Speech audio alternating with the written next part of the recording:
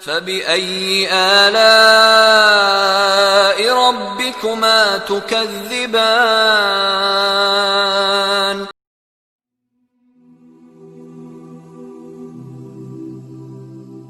World Discovery کے ناظرین السلام علیکم. تو کیسے ہیں آپ لوگ؟ تو آج میں بات کر رہا ہوں ڈی این اے کے بارے میں کہ ڈی این اے کیا چیز ہے. انسانی جسم لاتعداد خلیات یعنی سیلز کا مجموعہ ہوتا ہے. اسی طرح ہمارا جسم ایک مالیکول پر مشتمل ہوتا ہے جسے ڈی این اے کہا جاتا ہے. ڈی این اے یعنی ڈی آکسی رائبو نیوکلک ایسڈ یہ انسان کا جینیاتی کوڈ ہوتا ہے جس کے ذریعے انسان کی معلومات حاصل کی جا سکتی ہیں. یہ معلومات اس کی ظاہری شکل و صورت، زندگی، تاریخ اور شناخت پر مشتمل ہوتی ہے. اگر آپ ارد گرد کے لوگوں کو دیکھیں اور کچھ لمحوں کے لیے ان کی خصوصیات کو دیکھیں، ان کے بال، جلد، ان کی آنکھوں کا رنگ، قد، چہرے اور ان کے اندرونی اعضاء، دماغ، پٹھوں اور رگوں میں لاتعداد خلیات سب کے سب ڈی این اے میں جمع ہوتے ہیں. ڈی این اے معلومات کو ریکارڈ کرنے کا سسٹم یا ایک ڈیٹا بیس کی طرح ہوتا ہے. یہ ڈیٹا بیس اس خلیے یعنی سیل کے بارے میں معلومات محفوظ کرتے ہیں. ڈی این اے ایک بچہ اپنی ماں اور باپ سے حاصل کرتا ہے. ڈی این اے کا یہ کوڈ مرتے وقت تک رہتا ہے. ڈی این اے ایک خاص سائز کا مالیکول ہوتا ہے.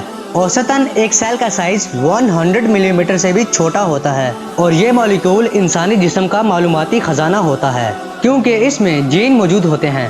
اس پیچیدہ ساخت کا باہم ربط ڈی این اے مالیکول کی بدولت ممکن ہوتا ہے.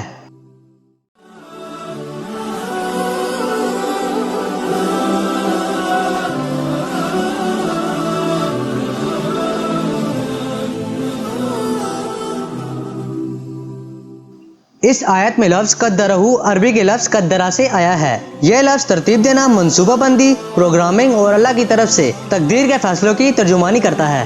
ڈی این اے کو سب سے پہلے فرانسسکو کرک نے 1953 میں سلجھایا تھا اور یہ بات انتہائی دلچسپ ہے کہ اللہ نے ڈی این اے کے تصور کو قرآن مجید میں 1400 سال پہلے بیان کیا ہے. یہ تصور پھر سے یہ بات ثابت کرتا ہے کہ قرآن اللہ کی نازل کردہ آسمانی کتاب ہے. ڈی این اے میں معلومات کی مقدار انتہائی حیرت انگیز ہے. اگر ہم انسانی جسم کو ایک ڈی این اے کے ساتھ کمپیئر کریں تو در حقیقت اس عمارت میں موجود تمام معلومات ڈی این اے میں موجود ہوں گی، حتیٰ کہ یہ معلومات ایک ایٹم کے ذرے جتنی کیوں نہ ہوں. تمام جسمانی خصوصیات کے ساتھ سیلز اور جسم کے ہزاروں عامل واقع ہوتے ہیں اور اس تمام سسٹم کا کنٹرول ڈی این اے میں ریکارڈ ہوتا ہے. سائنسدانوں نے ڈی این اے میں موجود معلومات کی مقدار کے بارے میں بہت سے نظریات پیش کیے ہیں. ڈی این اے میں موجود معلومات کی مقدار کا اندازہ لگانے کے لیے فرض کریں کہ اگر ایک شخص مسلسل روزانہ 8 گھنٹے 60 الفاظ فی منٹ کے حساب سے ٹائپنگ کرے تو اس شخص کو وہ ساری معلومات ٹائپ کرنے میں 50 سال لگ جائیں گے. تو پھر کس نے جنت اور اس زمین کو بنایا ہے؟ تم نے یہ کس نے کا لفظ کیوں استعمال کیا ہے؟ دیکھا تم نے فوراً کس نے کا لفظ استعمال کرتے ہوئے سوال اچھال دیا. یہ کیسے وجود میں آئی؟ اچھا یہ بہت ہی سست عمل سے وجود میں آئی ہے. تو پھر اس عمل کا آغاز کیسے ہوا؟ کوئی نہیں جانتا یہ کیسے شروع ہوا. ہم بس یہ جانتے ہیں کہ کس طرح کے واقعات کس قسم کی کیفیات وقوع پذیر ہوئی زندگی کی ابتدا کے لیے. اور یہ کیا تھے؟ یہ آغاز تھا سب سے پہلے خود بخود اپنی نقل تیار کرنے والے مالیکیول کا. ٹھیک ہے، مگر یہ کیسے ہوا؟ میں نے تمہیں بتایا ہے یہ ہم نہیں جانتے. لہٰذا تمہیں کوئی آئیڈیا نہیں؟ نہیں، کسی کو بھی نہیں معلوم. کسی کو بھی نہیں؟ نہیں. تمہیں کیا لگتا ہے کیا ایسا ممکن ہے کہ کوئی انٹیلیجنٹ ڈیزائن موجود ہے جو جینیٹکس یا ڈارون کے ارتقاء کے کچھ مسائل کا حل دے سکے؟ یہ اس طرح سے ہو سکتا ہے، اس طرح سے کہ آغاز کے دنوں میں کائنات میں کسی جگہ ایک تہذیب ڈارون کے نظریے کی طرح کے کسی ارتقاء سے گزر کر بہت زیادہ ٹیکنالوجی کے اعلیٰ درجے پر پہنچ گئی اور زندگی کو وجود دیا. پھر اسے انہوں نے شاید ہمارے سیارے پر چھوڑ دیا. اب اس بات کا امکان ہے اور میں اسے ممکن سمجھتا ہوں. کیا آپ اس بات کا ثبوت پا سکتے ہیں اگر آپ ہماری کیمیائی مالیکولر بیولوجی کی تفصیلات کو دیکھیں تو ہو سکتا ہے کہ آپ کسی قسم کے خالق کا نشان پالیں.